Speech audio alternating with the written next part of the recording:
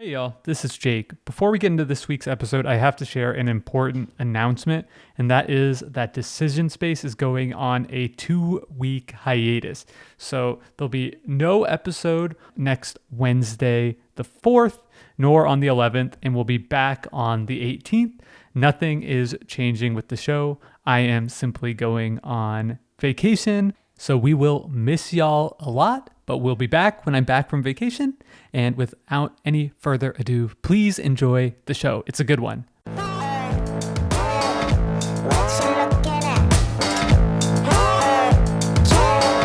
Why you talking back? Welcome to Decision Space, the only show to take place right here in the space between the turns in your favorite games. I'm Jake Friedman. And I'm Brendan Hansen. And this is the podcast about decisions in games. And today, in episode 140 of Decision Space. Yeah, that's a big number. We are going to be talking about, I think, a really straightforward question that we will surely have a really straightforward discussion about, which is, can games be scary?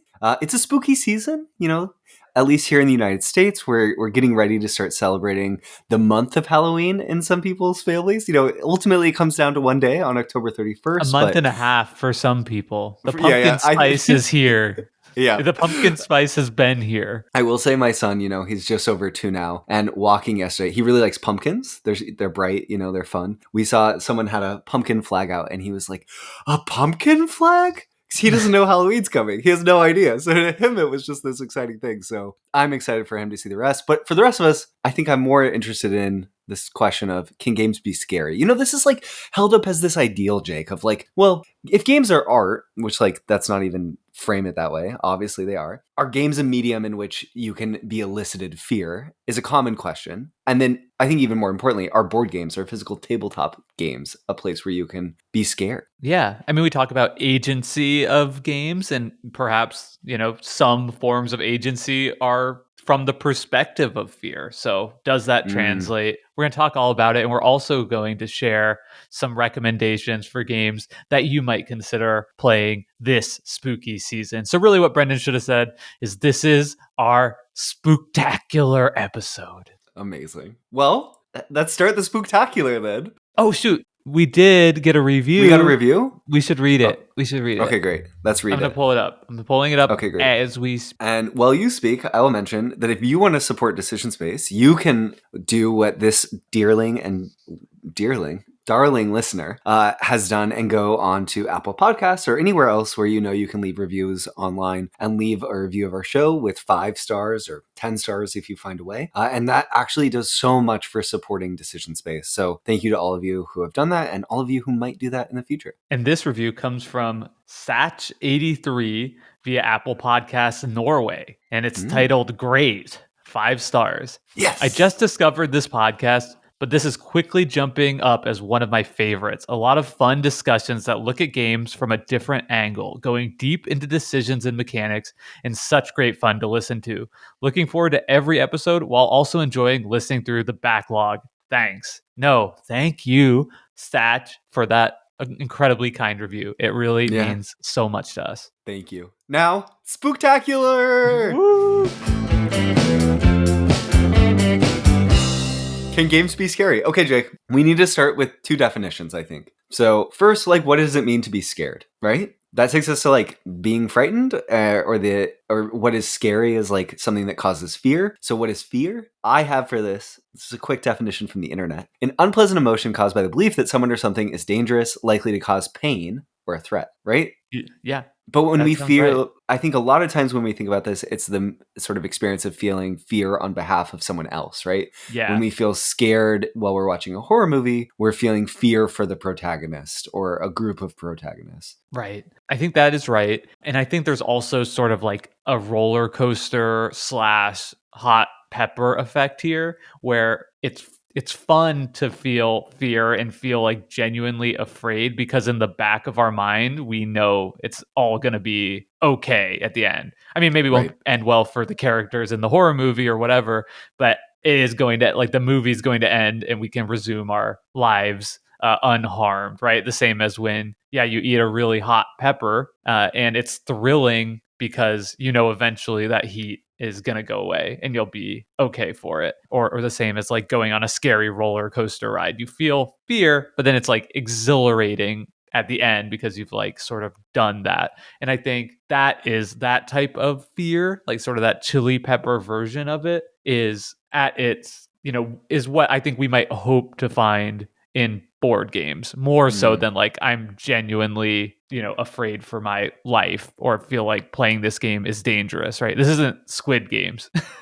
Right. It's about getting an emotional rise out of the stakes that exist within the context of the game. And maybe a little bit, like you said, Jake, back in episode 67 of Decision Space, we had a conversation with philosopher C.T. Wynn about his book, Games, Agency as Art, that talks all about how games allow us to explore different agencies that we might not have in our normal lives, and that's one of the huge appeal of games. And I think that in talking about wanting to be scared, I think it's an interesting example maybe of taking on like situations in games where we're presented with less agency than we would like, and learning to emotionally cope with that experience is actually part of the appeal of that safe space in a game, right? Like it's not pleasant to be scared in real life. It can be really pleasant to be scared in a game or while watching a movie or reading a book, right? This like other space that is safe intellectually, we know that, but even for a minute, we can let the barriers of our understanding break down and feel scared. And maybe in board games feel scared in a way that's slightly different even than when I'm fully sucked into a horror movie or something like that. For sure. We'll kind of get into that and talk about what does fear look like in the context of the game? What does it mean to be scared and looking at in the context of a game? Because maybe we could also start, Jake. Have you been scared playing a game? I think the answer to that is yes, in like the agency perspective, and no in the like horror movie, like, jump scare. Like if you paused it and had to like go take the trash out outside at night or right after that movie, I'm definitely in like a different headspace than I normally would be, where I'm sort of like peering a little bit more like down the dark road, and making sure like nothing is out there in a way that I wouldn't be just normally in my day-to-day life. And I don't think I've ever like had that sense of like sort of like unsafety, like pervasive like unsafety to my physical self arise like from a looming playing, dread created from by the playing a headspace. board game. But definitely I've felt fear from a bunch of different perspectives, like the fear that like, oh no, like Charlie on my left, if he sends his troops to like attack me, I'm dead. Right. I don't want that to happen, and I'm very scared that it will happen. Yeah. That type of feeling of fear. Totally. I think for me, a lot of the times where I've been scared playing a game don't come down to like external, how do I want to put this? Like, I feel like I'm not often scared about what the game could throw at me in the same way like visually being presented by something in a horror movie can be scary just because it can be shocking. I feel like I'm not often shocked by games in the way that like horror movies sometimes will take advantage of shock to make you feel things. But I've definitely been scared of being betrayed in the Resistance and had an elevated heart rate in a way that I might get while watching a scary movie or being in a scary corn maze during this time of year, which is something that like we'll do in the United States occasionally, right? Like go to this big corn maze in the dark and like sign up to be followed by people. That's kind of scary. And that makes your heart rate rise. It makes your sometimes your brain like run with thought.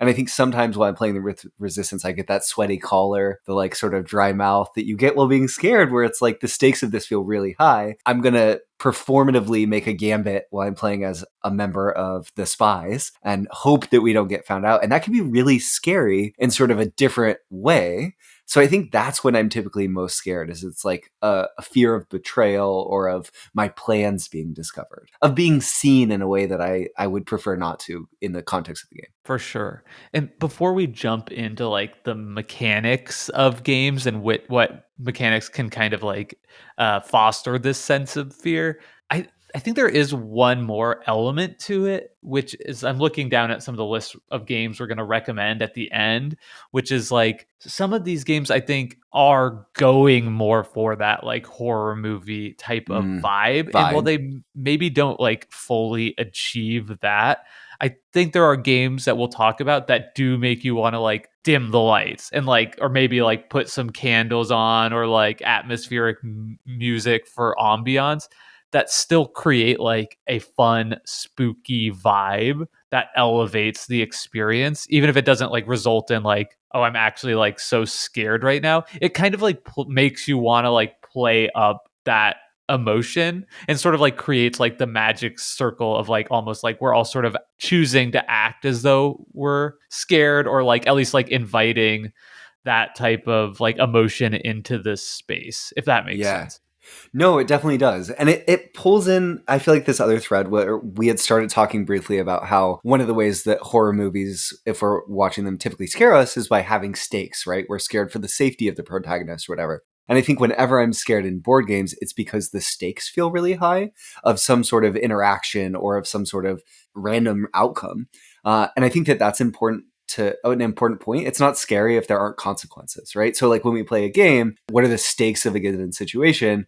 And does that have the potential to elicit fear? In the Resistance, like I was talking about, or Werewolf, which is probably the more timely theme to be discussing, the stakes are you just lose the game if you get found out, right? So those are pretty high stakes. But there's other examples that we'll talk about where these games are, you might feel fear playing them. And oftentimes it's because the stakes are higher in a given interaction that then they might be in a game that doesn't have this sort of theming in a way that works and supports the theme that you're feeling and the mechanically what's happening. Yeah, absolutely. So I think one of these mechanisms that can really lead to fear emotion is busting, like a Mm, catastrophic failure that happens directly as the result of one of your actions.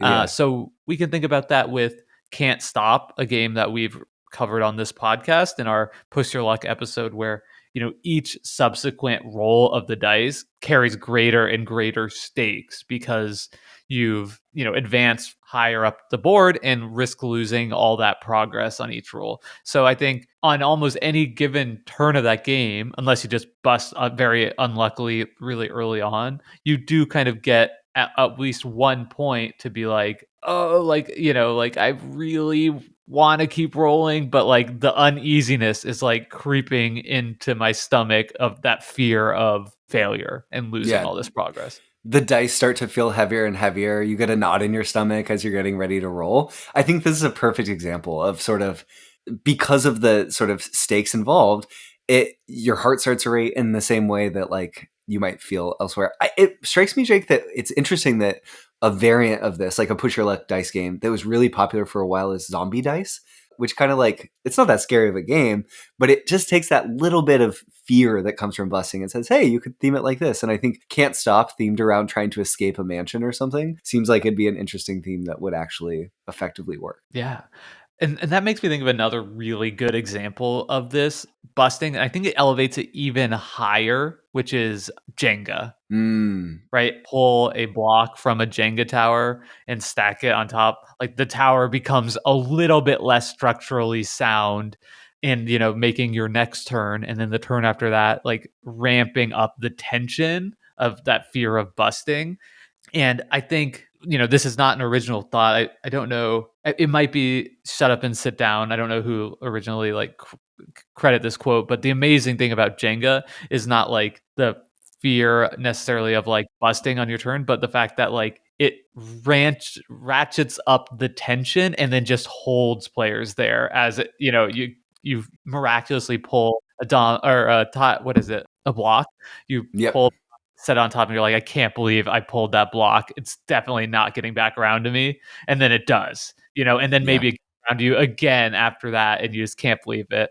And you're just like held in that sort of like state of tension. And I think that's what horror movies are doing in a lot of cases, like versus board games. Like you might have a really tense moment, but it might be more difficult for games to kind of like maintain that tension and that like sense of fear of busting for a long time, right? Like Can't Stop, you kind of bust or you don't real quickly, where it feels like Jenga can kind of hold you there for a longer period of time.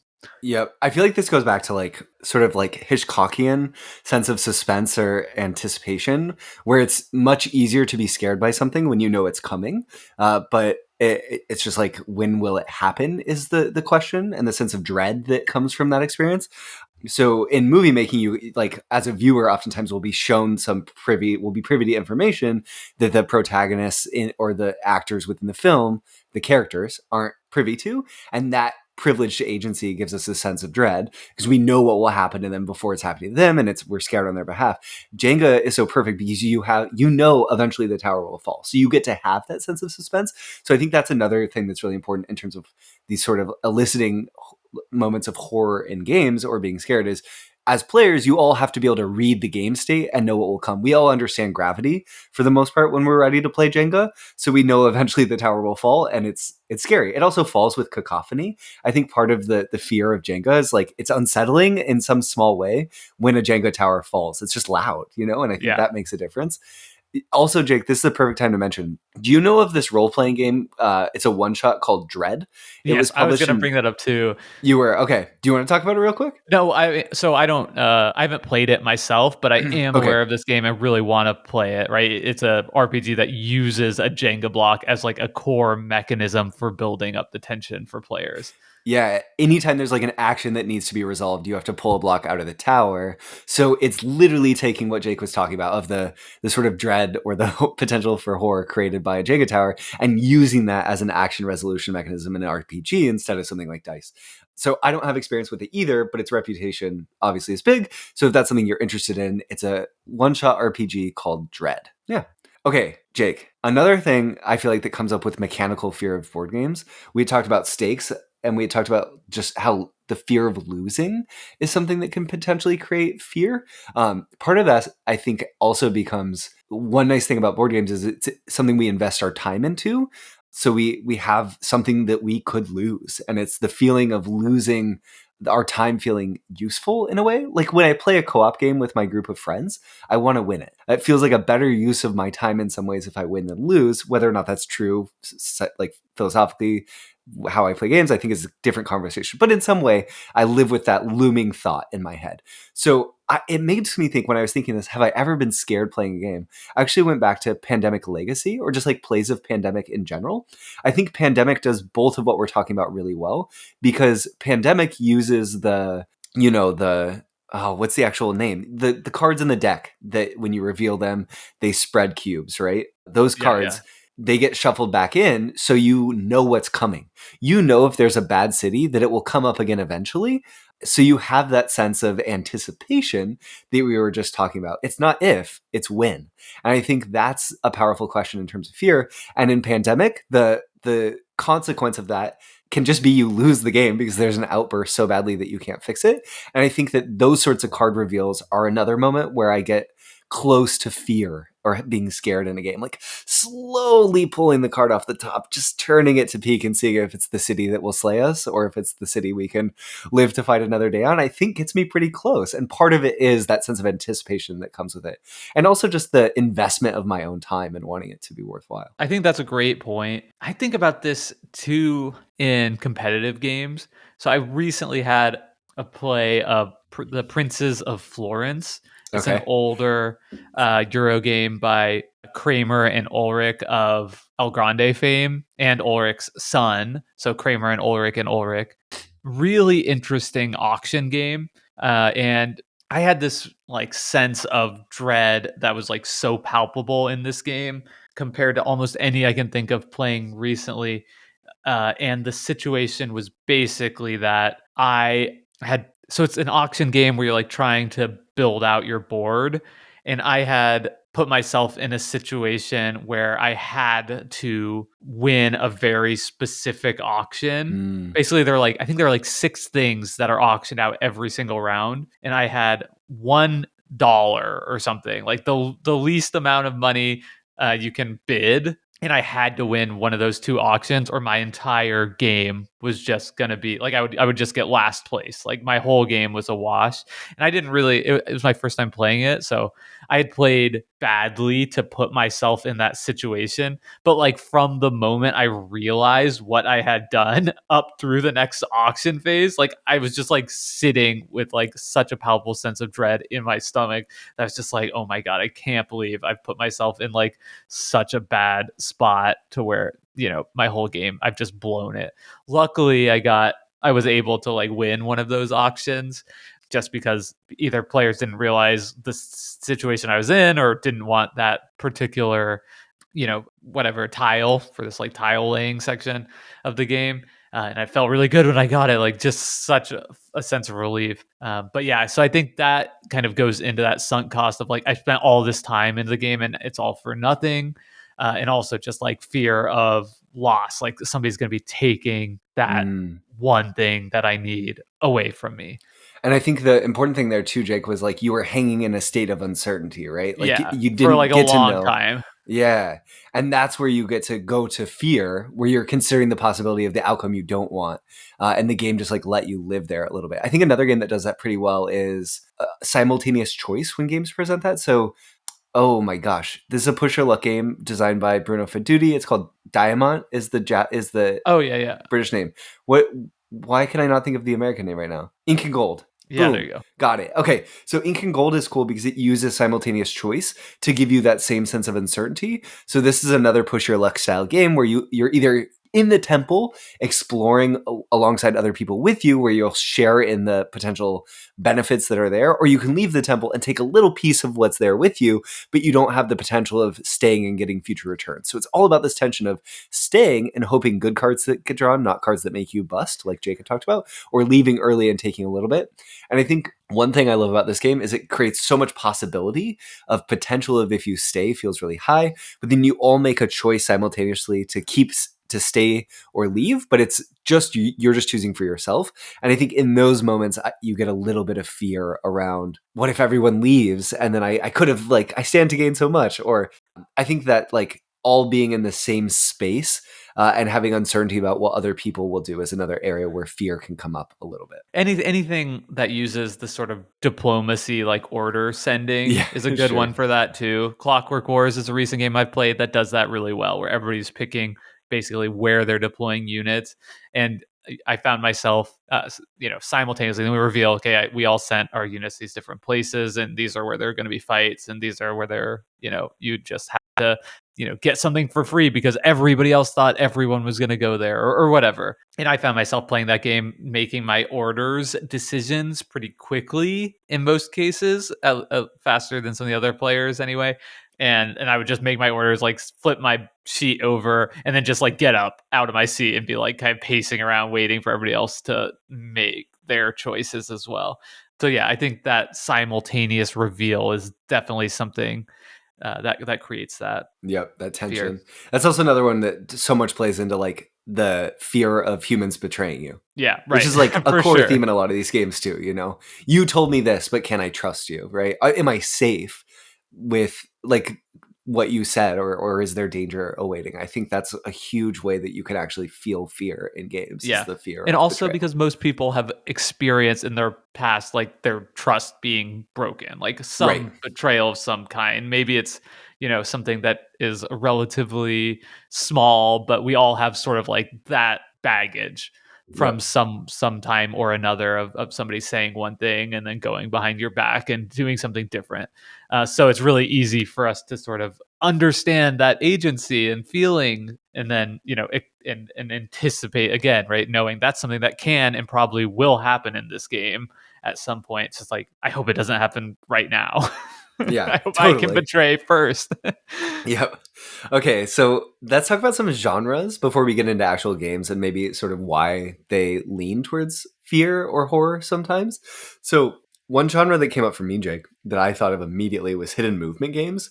So these are games like Letter from Whitechappel or Fury of Dracula, or there's a new one called Beast, where one player is playing as one of a few different types of beasts, and the other players are playing as sort of like villagers trying to protect their village.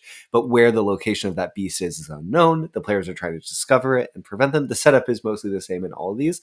I feel like these moments, this genre of games is great for producing scary moments because typically the stakes is really high and there's a lot of uncertainty around where the player who is the threat is on the map.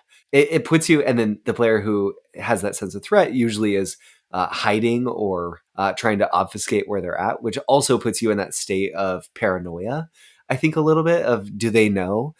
So sort of both groups of tables are at players at the table are oftentimes feeling different horror tropes that lead us to being scared in games, but they're feeling them from different perspectives and in different ways. So you kind of get one whole horror experience across two sets of players in these games, which is nice, you know? Yeah, a great example for sure. And I think it actually makes me think of another mechanism that leads to fear, which is that like the game can instantly end. I think when, especially if you're like playing the hidden person in a hidden trader, or not hidden trader, like a Hidden movement. hidden movement type game, you feel that fear from the first turn because you're just like, Sure. what if they just luckily catch me? Star Wars Rebellion is another game that really has that element. It's like you can pretty much, it's possible that you might find the rebel base just like right away or very early on in the game, out of sheer luck. And that feels like really scary when you're playing that game. And that same mechanism of like the instant loss is the same reason Codenames is so good, right? Like you Yeah. always have that fear in Codenames from the very first turn. It just adds so much tension knowing that there's an assassin card that if anybody triggers it, like if your teammate triggers it or you guess that word, it's over. Like it does such to like elevating that sense of tension, which I'm realizing is incredibly an important feeling to have in the context of fear in games. Yeah, great So I point. think that's a mechanism to note. I've definitely been scared playing Codenames. Yeah, you give a right. clue and like, yeah, You just have to like put your face in your shirt basically because you don't want to like give it away and you're just like so afraid about what you have just done. Yeah, totally. You're like, oh crap, I didn't notice that antelope is also an animal and it's right there. Yeah, exactly. So I mentioned social deduction games a little bit already. I think those just come to the fore as another genre. I've already covered why for the most part, but just like the fear of being betrayed is a real feeling that within a game you can get to pretty quickly. I think it's harder to feel fear of being attacked like you would when watching like, I don't know, Friday the 13th or whatever, like being pursued by a villain is a little bit harder than we just talked about hidden movement games and how they try to elicit that same sense of fear. But I think for social deduction, it's just so direct and so tied to the incentives that you really do feel the fear of being betrayed. I think, and once again, for me, it like if I'm playing the resistance and I just look at my card and see I'm like on the spy side, right? I'm the bad guy. Like I'm instantly scared that I'm going to be found out. Like I'm going to like give myself away or whatever. Like I just instantly feel deeply unsettled compared to when I'm on the good team. I'm like, this is great. I just get to like be honest and figure it out. But it's like, oh no, I'm gonna have to like lie and perform now. Like that's scary. I think part of the stakes too, in addition to the like, oh, it's scary to perform, is also like the stakes aren't just losing the game. The stakes of the resistance or werewolf or whatever, blood on the clock tower, is also like I got deceived by my friends. Like they proved they can deceive me, and like those are high stakes.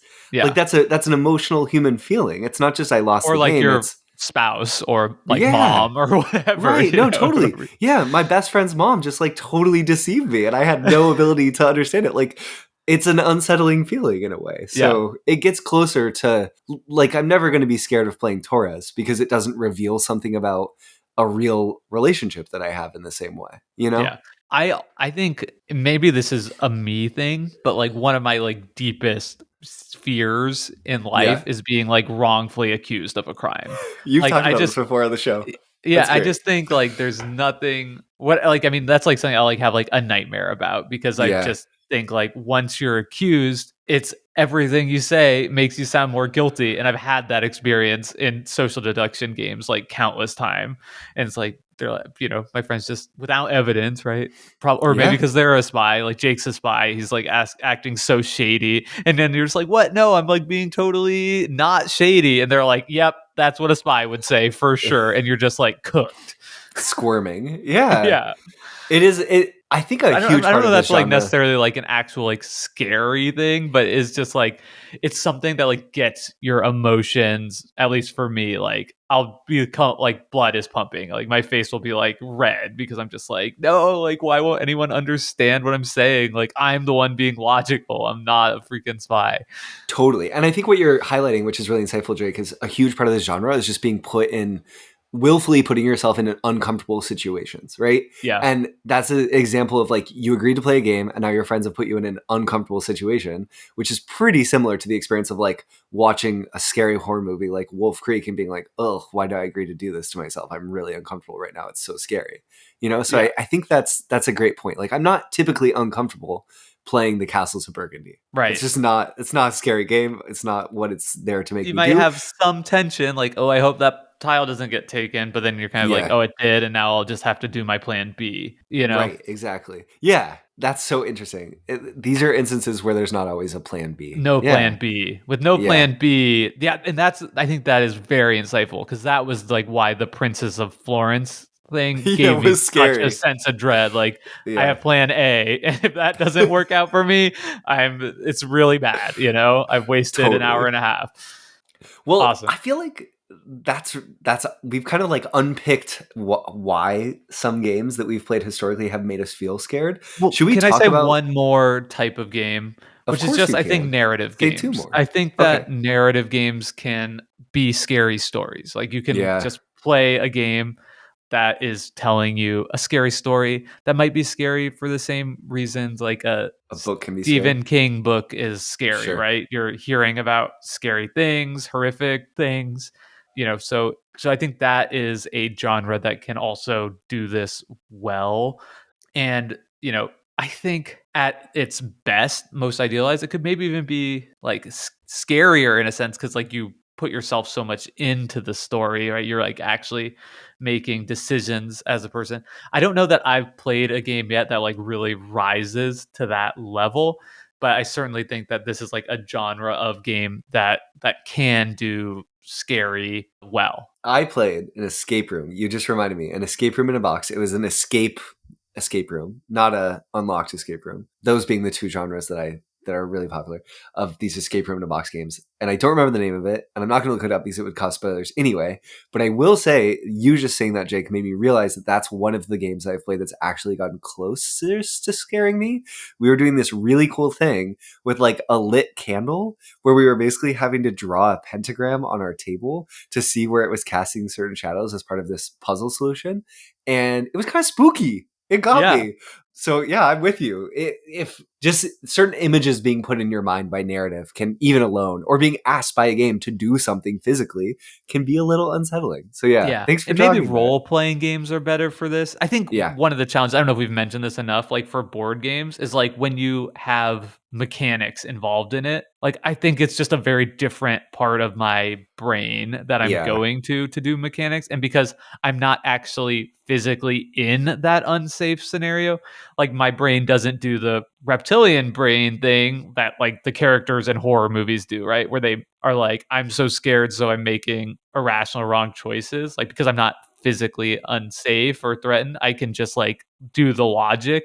And that I think is running counter to like the fear emotion a lot of times. But I think in like an RPG or like a very heavily narrative driven thing, it's a little bit easier to just be like, I'm just gonna like make the choice that my character might make, or like I'm just gonna like go with the flow without like trying to like spend too much time thinking about like what's actually optimal here, which is gonna make getting to like scared a lot more difficult. Totally. Whereas like when the Jenga tower falls, your amygdala jumps in. It's like loud noise, Yeah, right. Like Exactly. exactly. Which is so interesting. Okay, that's a great point, Jake. Thanks for bringing that up. Now, spooky games we enjoy for your consideration. Yeah, so this is the spooktacular part of the episode where we're just going to talk about some games that might appeal to you for this time of year, games that we've had good experiences with as well. Yeah. Brendan, do you want to kick us off first? I do. And maybe you're going to be like, why did you start with this one? But I want to start with it anyway. So one game that's spooky themed because it's witchy that Jake and I both really love is Broom Service. Broom Service is this simultaneous choice driven game by Alexander Pfister and, oh no, Jake, I'm sorry. I did the thing where I named one designer. Now I have to name both. Oh, and Broom Service is this spooky themed game about witches designed by Alexander Pfister of Great Western Trail fame and Andreas Pelikan that puts you in this position where you have to make consequential simultaneous choices. It's not themed in a scary way. It's really playful and fun. You're sort of like witches delivering potions, so it's more zany than it is spooky. But I will say that core mechanism of brave and cowardly actually, for me, can produce a fair amount of agony around if I should call to be brave or cowardly, and has the stakes of you losing a sizable chunk of your action. So while it's not directly scary, I think it's a nice spooky themed game that gives you a little bit of the like discomfort if that's what you're looking for. Yeah, I think it's a great game, and people You're like, not yeah. not every game has to be like scary, for Halloween, and like to still get in the spirit of, Yep. The pumpkin spice lattes are flowing. You've Sure. got witches on the table. I think that's good enough for me Great. to fit in well. So I totally agree. And obviously we've talked about Broom Service a lot, but it's one of our kind of like shared favorite games. Yeah. It might even be like our like number one Number one. combined game if I we're think just so. taking our top 10 lists or whatever. So the next game I'll bring up is one that I really love, and I think it is doing something different almost than anything we've talked about yet, and absolutely fits into the spooky game season, and that is Mysterium, or its kind of re-implementation that kind of streamlines it, called Mysterium Park. So in Mysterium or Mysterium Park, you play as a paranormal investigator, like a psychic that is at a place to commune with somebody who has passed, to identify the location, the murder weapon, and the killer in classic Clue fashion. But the way that this game works is that the one person plays as the ghost, and on each round of the game, they're giving each player a vision card, which is just a piece of art that is intended to clue them in some way to, the location or weapon or killer. And those art pieces are like beautiful, abstract, whimsical, and sometimes, a little bit frightening themselves. And I just think because of the, theme of the game fitting in so well, the fact that you're just sitting there kind of like interpreting art, it's probably not a great one for low light, just because you don't want people to be like straining their eyes too much to make out small detail.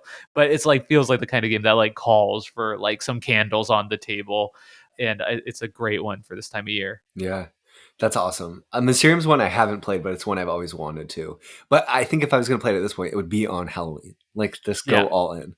It's great. It's honestly like, to go a little bit more into it, I think I've described it as like art interpretation, the game, because that's like, there's no other game like that. I guess there are games in this similar space like Dixit or whatever, but you're literally just like, the agency you're doing in this game is like art historian or something. Like, you're just like looking at art and like trying to like find meaning in it. And that's how you do well in the game. So, and understand why you've... Yeah, and for that like unique agency, I think it's just like an awesome game that everybody should try at least once. Nice. So that's Mysterium. A game that came to mind for me, Jake, and I'm really curious to hear your take on this one, that I think would be perfect as like a opening game or a closing game on a spooky game night, is The Mind. The Mind isn't really scary. It's just presented as like a really simple game where you have a deck of cards that range in values from 1 to 100, I believe it is. And you're trying to play them in order. That's not scary, but the stakes feel scary. And the fact that you have almost no agency because you can't say anything, I think makes it a little scary. There's a lot of anticipation and dread or around when you should play what you should play. And you end up sitting across the table looking at your friends squirming, not knowing if you should make the jump and maybe risk one of your lives. So there's that sense of loss too. I don't know that I've ever felt scared playing The Mind, but I think I've gotten close when I'm going to lay down a card and I don't think it's the right time, but it feels like everyone else thinks it's the right time that I should do this. I think The Mind kind of gets there for me, and its theming is really playful. It's like themed as this, like, I don't even know, like ninja bunnies, more or less. But like the fact actual... that you're saying it's themed at all is like you're doing a credit to sure. But I mean, okay, that's fair. You could easily retheme the game, I guess, and make it a little bit scarier, maybe. I don't know. But anyway, it elicits a lot of those feelings for me, and it gets me into a spooky, uncomfortable state. Throw some like blood on the cards and be like, the killer is chasing you, and every time you lose a life, one step closer, whatever, you Yeah. know what I mean? Yeah. But yeah, I think this is a excellent call out, and it definitely does have that Jenga sense of like holding players in a state of tension where you're towards the end, or maybe it's at the beginning and like three people are about to like play down a card at once, and then everybody pulls their hand back, and then you're just looking at each other for as long as you want before somebody decides to play a card. I think the other thing that's really interesting about the mind is that it's just another game that puts you in an uncomfortable situation.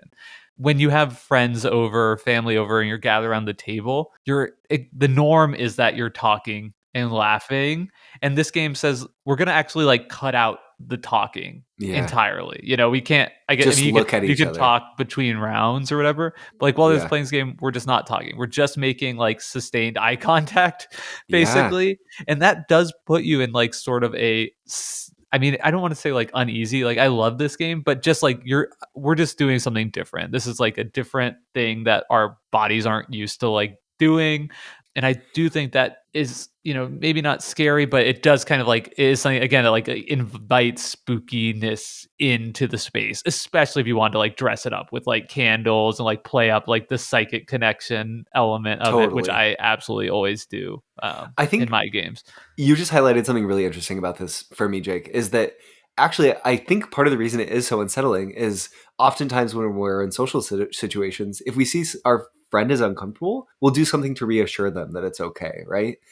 And in the mind, you are stripped away from your ability to reassure your friend that it's okay. And I mean, like, there's this obviously, hopefully, a magic circle understanding that it's okay to fail, but like, there's no just play your card, you know, like maybe a little bit, but the typical tool that we'd have to be like reassuring that everyone else is taken away. And I think that's, it's really interesting. At least maybe that says something about me and what makes me uncomfortable. Mm-hmm. But yeah, it's and I'm just noticing a trend. Like Codenames also has an element of like not being able to talk and communicate, and same with Mysterium. The ghost player is not allowed to talk over the course of the game, so that's like one person sitting there silently while the rest of the table talks and has fun, which maybe adds a bit of uneasiness or tension to it. Though I find that playing the ghost is very fun. All right, the next one I'll put in there, and this is like my actual once a year Halloween time game that I get a big group of players together to play, and that's Mansions of Madness 2nd edition. So if you're not familiar, Mansions of Madness is particularly the 2nd edition is a pure cooperative game. I think in the 1st edition, it was a one versus many game where sort of one person was controlling the big bads or whatever. But in this case, there is a app that is running everything for you, and you play as investigators, very much in the spirit of a Betrayal House on the Hill type of vibe, which we might touch on in a second, where you're going into a mansion or into some setting and you're just trying to like investigate and basically like play through a story that might involve Cthulhu or monsters coming to attack you. There may be puzzles to solve. And it is a, you know, very like decision space light game, right? There's not a lot of like optimal moves to be made, but there is like a fun story that you're being told. And if you dress it up with, you know, Halloween theming, maybe at your house, again, like candles on the table is like a must, dim the lights, and just sort of take on the roles of these characters and just like have fun going through this game. It's just an absolute winner for a Halloween kind of game night. Nice. That's awesome. And this is another one that benefits from being a little bit longer. So it's another one where you're kind of playing with the stakes of spending your time and wanting to win against the game, I think. Yeah, it also like the has fear of losing. Yeah, and it has miniatures too, so like it also has this sense of like slamming down like a big Cthulhu thing on the board and just being like, yeah, that's gonna kill you right away if you're near that, you know. And everyone's like, totally. Oh no, like we can't beat that thing. And it looks gross. Yeah, right. Yeah, exactly. I think that's one way where the miniatures here are probably used to great effect. Whereas if it was like just a little token, it doesn't elicit maybe exactly the same thing. There is some sort of like this miniature is evoking fear of loss. It's like permeating around it. Totally. That's awesome. Jake, you played a game recently, which I'm curious about hearing your take on if it scared you, which is Return to Dark Tower. Yeah, I think it's a great one to kind of put as a corollary to Mansions of Madness in that they're playing in a very similar space as being cooperative games. I think Return to Dark Tower maybe has competitive mode or modules as well. I played it as a competitive game in my one play where, Do you mean co-op game? what did I say? You said competitive. I played it as a co-op game, but I think Cool. there is a competitive mode. That's what I meant to say. And it's in a similar space of Mansions of Madness because both sort of have an app that is more or less doing the bad things to the players. Sure. Return to Dark Tower is a really interesting implementation of the app. And it's one of these games where it almost would be impossible to run without the app because it would just be so much upkeep. So what this app does, I'll just give you the coolest bit about it, in my opinion, was there's sort of an end boss that'll come out, I think, in most of the scenarios, or it did in our scenario. And the way you complete like fight encounters in this game is each thing that you fight has like a deck of 10 cards. And in order to beat like a low level troll, you just have to like reveal 2 cards and suffer the negative consequences of those 2 cards. It might be like lose this many hit points, like lose an item. And as long as you like are able to suffer those consequences, you defeat the monster. With the boss, you have to suffer like more consequences, and the cards are much more impactful. So the way it works is if I go to attack the guy, there's like a system of like advantage. So it might be like I'll go into the fight with 3 advantage, and so I'll reveal a card and see if I can like suffer. Say I have to get through 5 cards to win the game. The first card I reveal, it might be is like lose 25 life and I only have 15. I can use an advantage and it literally changes that card. It like makes that card weaker. So now maybe it says don't lose only 15. I'm like, okay, I'll use another advantage. Now it's like, okay, I'll lose 5. Great. I can suffer that consequence. I'll look at the next card and then I can use my next advantage on that and then retreat from the fight. And the next time we encounter that person again, the app is remembered the modifications to the cards, making the fight potentially less challenging each time you play it, assuming you're hitting the same of those 10 cards. So somebody might see that one that I had already changed to like lose only 5 life, and they're like, no problem, I can just skip right past that and try to use my advantage on some of these other cards. So that was like really neat. Like it just was like, wow, that's a neat mechanism that it's doing. Ultimately, like I found the game itself not wholly like remarkable and impressive. Like I found that the Mansions of Madness second edition for me is telling like a much more compelling, scary story. I think probably Dark Tower has it beat on like a decision space perspective, perhaps more interesting decisions on your turn, but you're getting less story out of it. And so for me, it was a little bit of a mismatch just because I think my preference is like if I'm playing a heavily app driven cooperative game, I'd rather it be more of like a narrative experience. And if I'm playing like a more like mechanical decision space intriguing type of game, then I don't necessarily want like an app to be like so heavily involved in that game, if that makes sense. So I think a lot of people love it. It was awesome to play, and definitely it's like a good Halloween game just for like the theming of it with like the huge imposing black tower and the skulls and the monsters and fighting. Like I think it fits well here as a recommendation to check out during this time of year. But for me, out of the two, like I'm very happy to have Mansions of Madness 2 or second edition rather in my collection over Dark Tower. Cool. That sounds great. What about, okay, I'm going to ask you another, and then I'll come back to some of my examples. But you've recently acquired Richard Garfield's The Hunger, which is a vampire-themed game about going out and feasting and having to get back before the sun rises. Does this game, that's a spooky game. Is it a scary game? Definitely not scary, but I think it is a good one here for the spooky season, like in the same way that Broom Service is. Like the theme is right. The theming is good, but it's done in a very playful way. Like, yes, you are devouring humans over the course of the game, but like some of it is played for laughs. Like there are spicy humans that if you eat like a priest that's like wearing a garlic necklace or whatever for protection, then whenever it's a deck building game, so like whenever that card comes into your hand, you have to like move towards the nearest well to like put out the spicy fire from consuming this guy.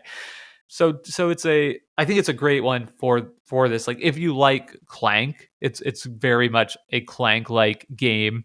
It does have that sense of tension of, trying to make it back before sunrise will turn you to ash. And definitely if you put yourself in a position, you might feel like, okay, there's no way I'm going to make it. And now I'm like living with that dread while I try and frantically get back over the final 3 turns of the game. I haven't played too much Clank. I played the base game only once, so it's difficult for me to compare them head to head and say this is better or worse. But I think it's a really good like Halloween version of that Clank mechanisms. And I've now played this twice, and I have to say I really enjoyed it. I think it's a little bit of a messy game, just in terms of like there's a lot of different like mechanisms and icons, but it plays fast in like an hour, basically, with the setup being like a little more annoying than you'd want for an hour long game.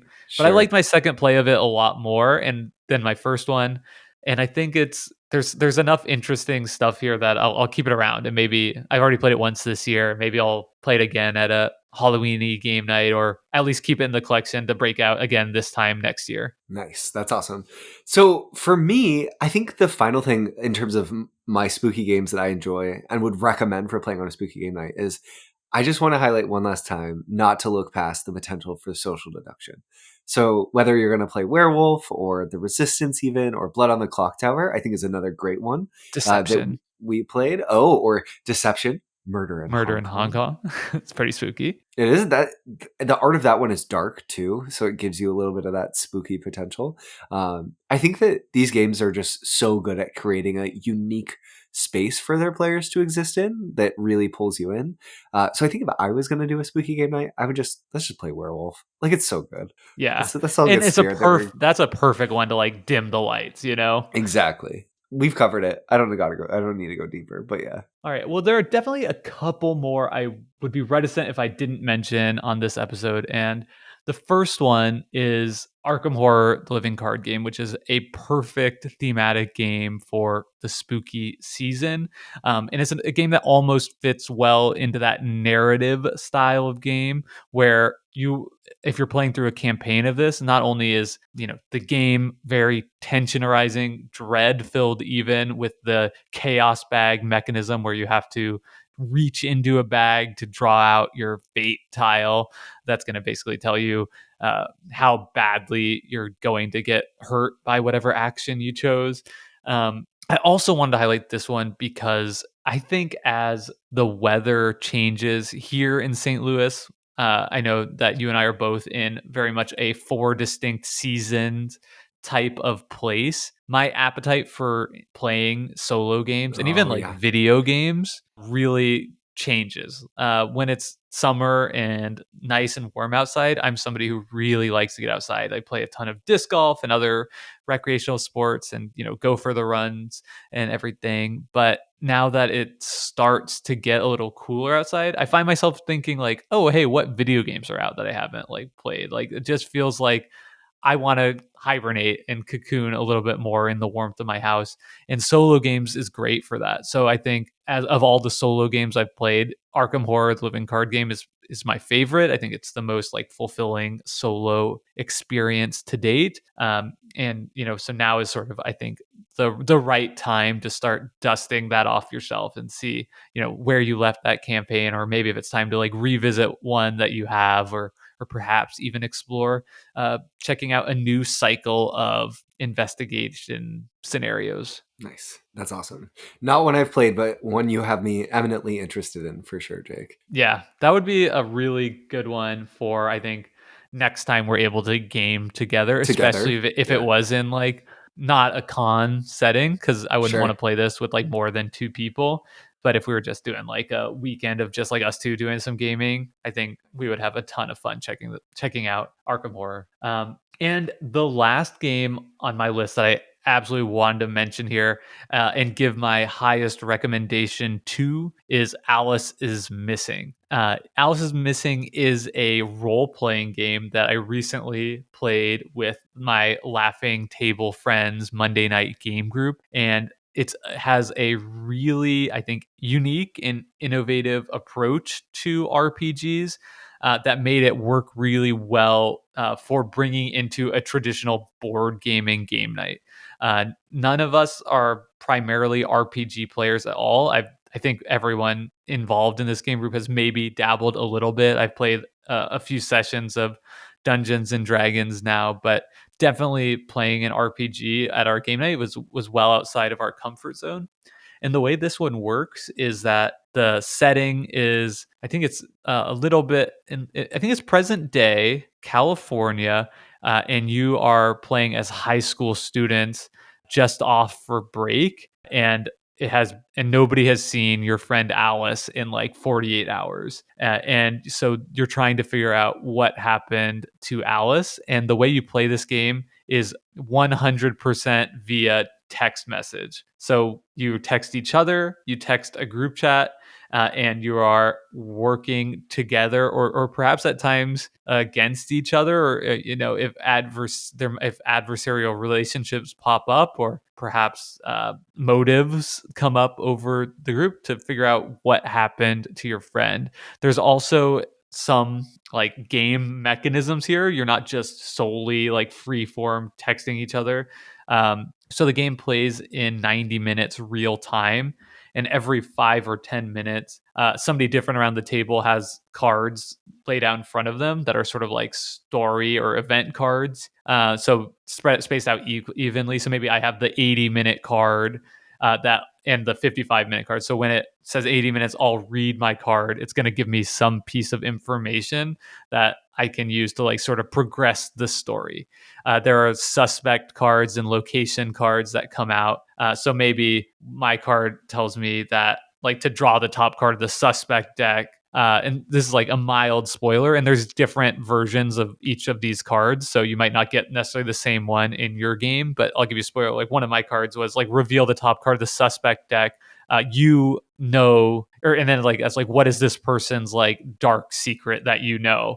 So I reveal the person, invent like what a dark secret might be for this person, and then I work that into like the discussion we're having in the group chat, or maybe I share that piece of information with somebody else in the group.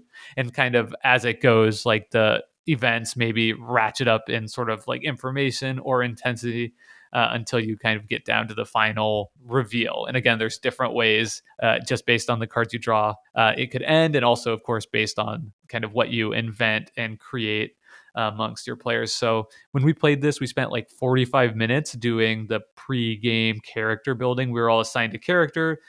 We kind of went through a process of like deciding like what our relationships were with each other, and that just gives you like a rich texture that you can draw on as you're like communicating over the course of the game.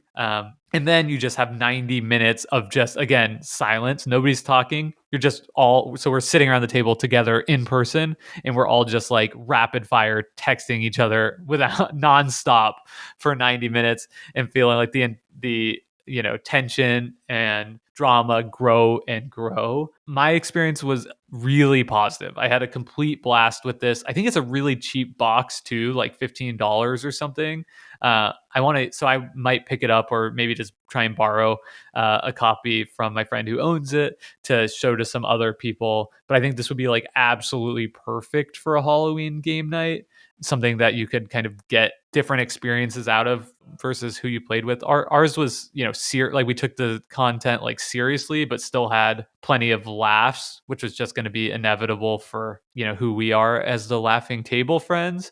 But yeah, it was, completely unique gaming experience. I hadn't done anything like that before, and it definitely made me eager to try out more of these kind of like one shot, real innovative RPG experiences. It sounds like this is sort of thing too, Jake, where you could take it and make it even spookier if you wanted, if you all went in and sort of said, we want to bring spooky elements to the story. Is that true? Totally. Yeah. So there's like a process of like, what is it called? Like lines and veils, where everybody can sort of say like, this is like I think the person who facilitated our game brought like a printed off sheet of paper for like things that are like commonly like lined and veiled. So you say like, oh, okay, like I really would feel uncomfortable if one of the things on the list was was like slavery. So I said like I would Sure. feel uncomfortable if like our story revolves around slavery. Like let's Yeah, let's not do exclude that from being in our story this time. We also chose to line for Aurora in our Discord. Her suggestion was that somebody in their playgroup had like tried to make it like supernatural, and we decided like we didn't want that. We wanted to do like a more like realism focused Yeah. story. But yeah, you could totally choose to make this like a ghost story or vampires or whatever you wanted if you wanted to really like dress up the horror elements. Though, Interesting. for me and probably a lot of other people, like, perhaps the realism is like the scariest More spooky. way to go. Yeah. But yeah, you could do whatever you wanted with it, or you could certainly do whatever you wanted with like the lighting. And we did it with a 90-minute timer. I think there's like a YouTube video that's like official that like gives you some sounds with it. So that was a really nice way to go. I would recommend that, but you could use, of course, anything you wanted as kind of your backdrop. Cool. So that's Alice is Missing. Thanks for telling us about that, Jake. Yeah, highly recommend checking out. And I would also be interested to hear other people's experiences with it, just because it's such a unique thing. Yeah. Which, if you've played Alice is Missing and you want to let Jake know what your experience with it was, you can do so in our Discord, which you can find in a link to our in our show notes or on decisionspacepodcast.com. We'll also say, I hope you really enjoyed this rumination on can games be spooky and spooky games we like to play during the spooky season. Yeah, let us know your experiences with that. Have you been scared in a game? What game? Are there games that you tend to play around this time of year? Like, I'm dying to know all that stuff. So hopefully we'll have some robust discussion in our episode chat in the Discord. Yep. And until next time, thank you to Hembry for their hit song Reach Out, which we use as our intro and outro song. Goodbye, y'all. Bye. Close enough.